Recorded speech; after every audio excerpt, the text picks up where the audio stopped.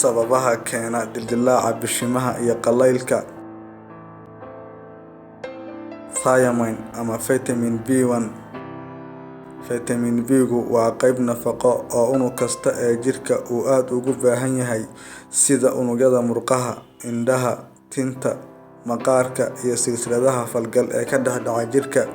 Wuxuu cuntadii aad cuntay iyo cabitaanadii aad cabtay u beddelayaa nafaqo iyo tamar. Maqaarku waxay tamartiisu ku tiirsan tahay faytamiinada uu jirka bannaanka ka helo.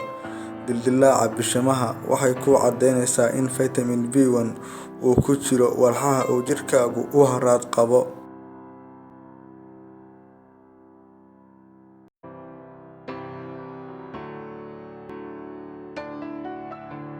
Niacin ama vitamin B3.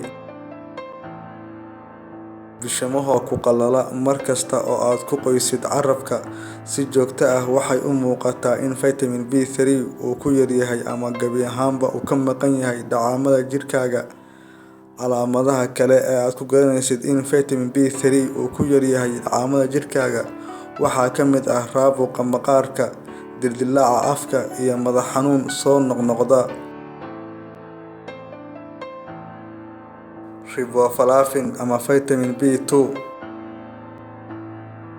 Haddii jirkaagu uu ka maqan yahay vitamin B2, waxaa hubaal ah in bishimahaagu ku dildillaacayaan, nabro ama boogano ay ka soo baxayaan agagaarka bishimaha.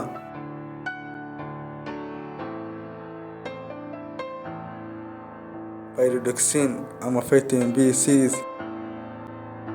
Vitamin B6 wuxuu ka mid yahay faytamiinada markay ku yaraadaan dheecaannada jirka ay kula soo gudboonaanayso dildilaaca bishimaha.